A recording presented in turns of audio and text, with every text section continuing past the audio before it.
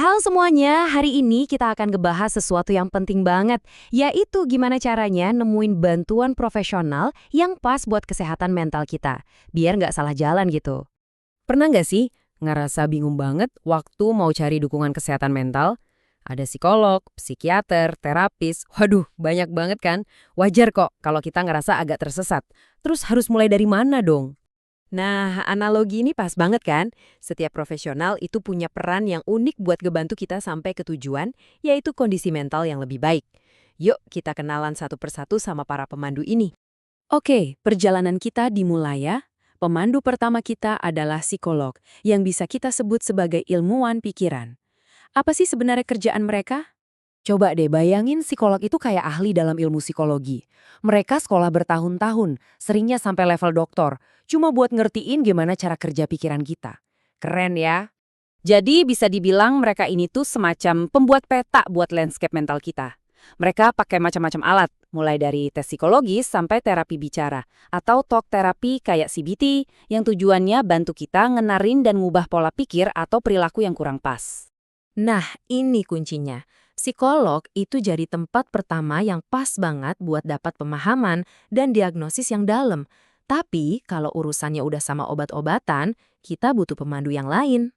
Oke, lanjut ya ke pemandu kita berikutnya, yaitu psikiater. Nah, kalau mereka ini perannya sebagai dokter medis di tim kesehatan mental kita. Yang bikin beda banget itu gelar medis mereka. Di banyak negara, kayak di Australia misalnya, butuh waktu sekitar 11 tahun loh buat jadi psikiater. Latar belakang medis inilah yang ngasih mereka perspektif yang unik banget. Kalau diibaratin, mereka ini tuh kayak UGD-nya kesehatan mental. Pas kita butuh intervensi biologis atau kondisi kita harus segera distabilkan, psikiater ini ahlinya. Mereka bisa nangani gejala yang parah dan mastiin kita aman. Ini dia perbedaan paling penting yang harus kita semua ingat. Kalau kamu ngerasa kayaknya butuh obat-obatan, psikiater adalah orang yang paling tepat buat ditemui. Oke, biar makin jelas, kita bandingin langsung aja yuk. Bedanya kelihatan banget di sini. Psikolog fokusnya ke peta pikiran dan perilaku kita, sementara psikiater fokus ke mesin biologis tubuh kita yang jadi dasarnya. Nah, kita udah punya pembuat peta dan kontak daruratnya. Terus, siapa lagi nih yang bisa bantu di perjalanan kita? Ada satu peran lagi yang penting banget, sang pemandu wisata lokal atau terapis. Perlu dicatat nih, psikoterapis itu sebenarnya bukan gelar profesi, tapi lebih ke sebuah peran. Psikolog maupun psikiater bisa juga jadi psikoterapis, asalkan mereka punya pelatihan khusus buat ngasih terapi bicara yang mendalam. Jadi intinya fokus mereka itu lebih ke kenapanya. Kenapa sih kamu ngerasa kayak gini? Kenapa pola ini terus berulang? Mereka ngebantu kita nyari akar masalahnya buat dapetin perubahan yang benar-benar awet. Jadi mereka ini pemandu yang pas banget buat kamu yang mau nyelam lebih dalam ke diri sendiri, ngebantu kamu buat lebih ngerti cerita hidupmu. Oke, kita ketemu sama pemandu terakhir kita. Yang ini jalurnya beda banget loh. Siapa dia? Hipnoterapis. Jangan bayangin yang aneh-aneh kayak di film ya. Ini beda banget. Hipnosis klinis itu alat terapi yang sah dan kamu bakal selalu pegang kendali penuh selama prosesnya. Intinya, ini adalah kondisi relaksasi yang super fokus. Jadi mereka ini kayak pemandu tur pribadi ke alam bawah sadar kita.